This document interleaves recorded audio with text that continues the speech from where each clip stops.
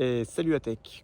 Aujourd'hui, on se retrouve dans une nouvelle vidéo. On va parler de la Renault Mégane E-Tech.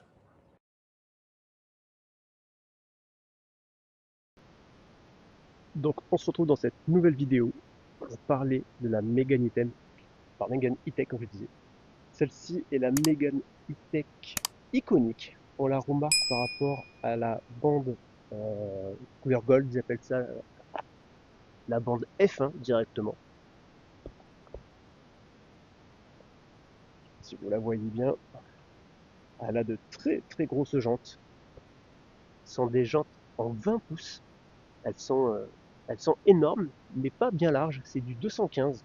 C'est pas bien large, mais c'est surtout grand directement. Vous voyez, on retrouve cette fameuse bande gold également à l'arrière, juste ici. Celle-ci est donc la version iconique, comme je disais. C'est le modèle 220 chevaux avec une batterie de 60 kWh.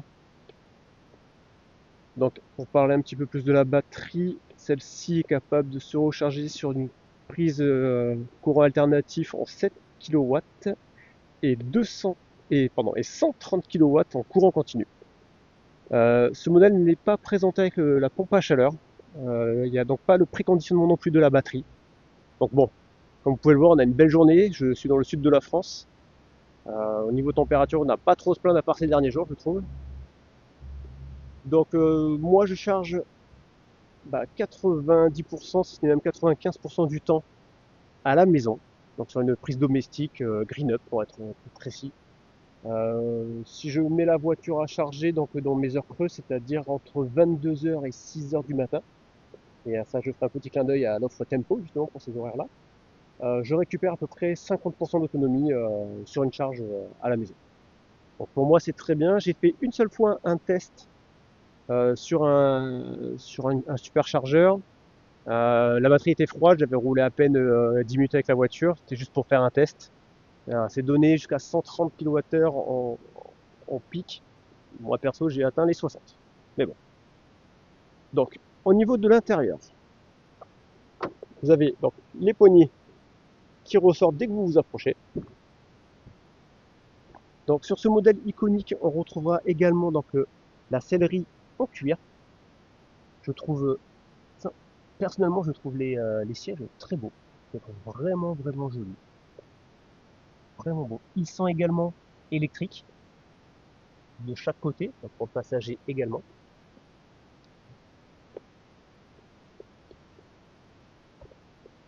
On a bien sûr le grand écran Open Air Link, qui d'ailleurs je vous prépare une petite vidéo pour parler de lui. Le volant, que je trouve très beau, très réussi, avec tout ce qui est régulateur adaptatif à ce niveau-là. Les autres commandes, bon, voilà, si on veut passer des appels, si on veut changer le contour, si vous voyez, si j'appuie ici directement, j'ai pas mis le contact. Oui, alors ça, je comprends pas pourquoi on a le droit à un petit bouton à l'ancienne chez Renault, alors que bon, on est sur une électrique, on pourrait vraiment s'en passer. On a les commodos, on a surtout le commodo de vitesse qui est ici. Tout aurait pu être à la façon Tesla intégré, quoi. On appuie, ça part, il n'y a pas besoin d'appuyer sur un bouton marche arrêt.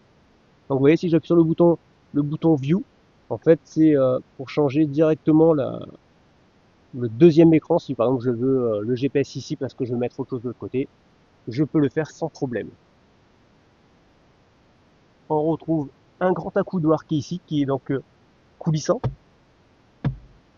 On a un petit bouton qu'il faut trouver au début parce qu'on galère, j'avoue, un petit peu, qui est assez profond, avec bien sûr d'autres rangements.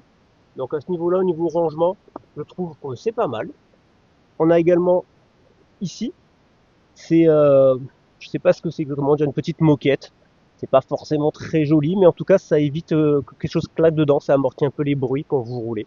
C'est plutôt pas mal. Ici, c'est tout en bois. On a ce rappel-là qui va continuer tout le long de la planche ici et qui va arriver là également. Ça, c'est également sur le modèle iconique. Et dans le modèle iconique, on a aussi, je sais pas si je vais arriver à bien vous le cadrer, voilà, juste ici, le 100 Harman Kardon. Et ça, le 100 Harman Kardon, c'est juste de folie. Pour avoir eu plusieurs voitures équipées de sonos comme ça, c'est le meilleur que j'ai jamais testé. Il y a une basse de folie, tout simplement de folie. À l'arrière, donc on a ici, alors on va faire le tour, c'est vrai qu'il y a le siège auto de ma fille qui est là. Alors on va passer plutôt de l'autre côté, où il n'y a pas le siège auto, c'est plus simple. On a ici directement l'arrière. Alors c'est correct, je vais pas vous dire que c'est ultra grand. C'est le niveau des places c'est correct pour mes enfants, bah c'est bien, c'est suffisant. Moi je fais 1m84 quand je m'assois. C'est voilà, ça pas, j'ai la tête qui est à ras du plafond quand même, donc voilà, c'est pas pour des adultes occasionnels à l'arrière, c'est une chose, mais régulièrement, surtout 602, je le conseille pas. Donc le côté passager,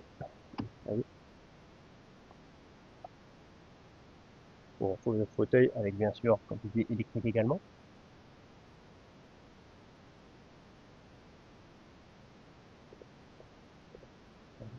Sincèrement, le tableau de bord, j'aime beaucoup. Je suis assez fan à ce niveau-là. Je trouve que c'est très très bien fait. C'est très joli. Le fait que on ait la tablette qui est axée sur le conducteur, on voit très bien les informations. Vous avez ici de quoi poser votre téléphone pour le recharger. Et au cas où, ici, juste en dessous ici, on retrouve également deux prises USB type C. C'est vraiment vraiment pas mal. Et au niveau du coffre, alors, au niveau du coffre, vous avez un petit bouton pour appuyer et rien, c'est tout. Il n'est pas électrique. Et ça, on ne sait pas pourquoi. On a voulu une voiture assez high-tech, un grand écran, Google Automotive à l'intérieur, mais un coffre manuel. Ça, je comprends pas. Surtout à aujourd'hui. Donc, on a un coffre qui est assez, alors, assez grand, assez profond. Plutôt, vous voyez, si je mets la main, ça me prend tout l'avant-bras. Il est vraiment, vraiment profond. Alors, c'est vrai que quand on va aller chercher les courses, bah forcément, on va plus se pencher pour aller les récupérer. Vous avez un faux fond. On va enlever ça. Ici, où on peut ranger des petites choses. Il y en a qui vont mettre les câbles. Bon, ça dépendra de chacun. Le coffre en termes de capacité, il est quand même c'est honnête, sincèrement, c'est honnête. C'est pas l'un des plus grands. La voiture n'est pas énormément grande non plus. Hein, c'est un mix entre pas une berline, mais un crossover et une voiture, on va dire plus traditionnelle, quoi. Donc, parce qu'elle est un peu plus haute grâce à ses jantes de 20 pouces. Et le devant, franchement, moi je le trouve très très beau. Je sais pas si on va voir la petite signature lumineuse quand on ferme les portes. J'ai les clés. Alors, en clé, bon, je vous montre un petit peu. Voilà la clé. Moi, j'ai mis un cache pour la protéger. Euh, la voiture, c'est une modèle 2022. Je comprends pas que Renault fasse encore ce genre de clé qui doit avoir peut-être 15 ans. Vous pouvez pas l'intégrer sur le téléphone ou faire un truc plus petit parce que à mettre dans la poche, pour nous les mecs, eh ben, c'est pas pratique. Hein. Donc, vous voyez la voiture, elle est là. Si par exemple, je déverrouille la voiture, c'est joli, c'est sympa. Moi, j'aime beaucoup l'effet de la signature lumineuse. Et quand on la ferme, la voiture, bien sûr,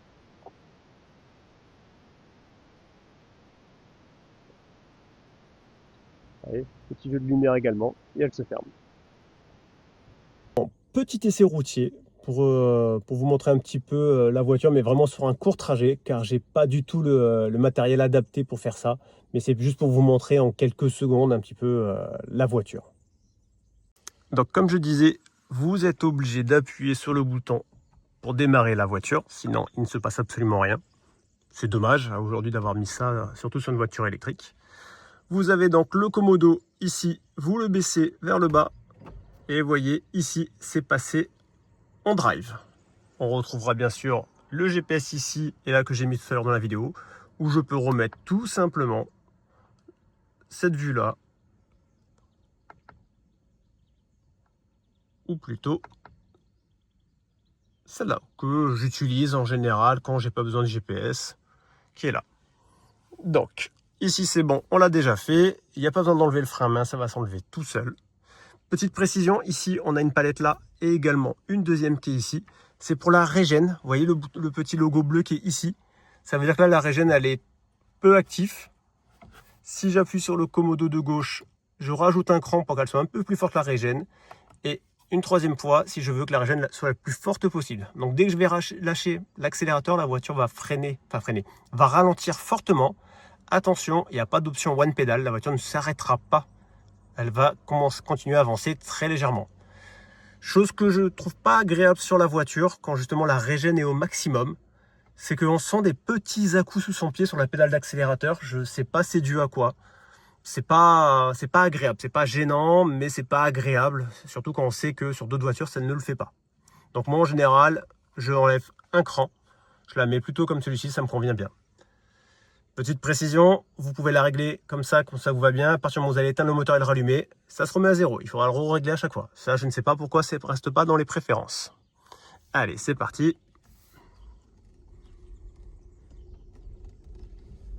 Donc la voiture est assez silencieuse. Elle a un bon rayon de braquage, je trouve. J'ai eu l'occasion de conduire une Tesla. Rayon de braquage, c'était pas ça. Ouais, la voiture est plutôt simple. La route est franchement pas au top pour l'instant.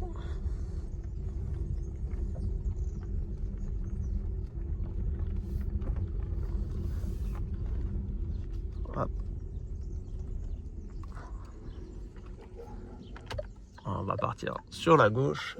Petite, il n'y a personne d'un côté, il n'y a personne de l'autre. C'est parti. On va tourner là. La voiture est très agréable à conduire, la direction est assez légère. Vous pouvez choisir 3 niveaux au niveau de la direction. Mais la direction est quand même assez souple. Elle est précise, hein, dès que la voiture suit directement quand vous tournez un petit peu le volant. Je trouve qu'elle se prend facilement en main la voiture. Vous voyez, là je suis à 36. Si je relâche le pied de l'accélérateur, vous voyez, la voiture ralentit assez fortement. Ben, je freine pas hein, depuis tout à l'heure, c'est juste la voiture. Et là, elle continue à avancer. Vous voyez, là, je n'accélère pas, elle continue à avancer.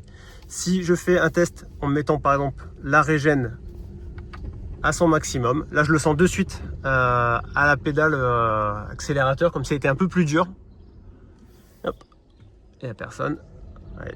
On va essayer de se remettre à peu près à la même vitesse. On était à 36, 33. Allez, je relâche. Ouais. Là, ça freine fermement plus vite. Mais c'est plus agréable pour récupérer de la batterie. Par exemple, quand vous partez en montagne, ça peut être un bon moyen dans la descente de récupérer un maximum de batterie. Justement, le fait de ne pas freiner et d'utiliser la régène. Et je trouve ça pas mal d'avoir mis un système de palette sur 3 niveaux pour voir ce que ça représente. Ça, je trouve ça vraiment sympa de pouvoir le régler à tout moment en roulant. Juste dommage, comme je disais tout à l'heure, qu'il n'y a pas le one pedal.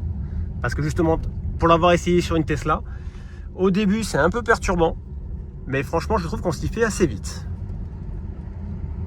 Je vous laisse une dernière vue de la voiture. N'hésitez pas à me poser dans les commentaires, me poser des questions dans les commentaires si vous avez des questions au sujet de la voiture, si ça vous intéresse, mais vous savez pas quoi poser ou quoi comme question. N'hésitez pas, je pourrais peut-être vous répondre dans les commentaires. Allez, merci la tech. Ciao, ciao.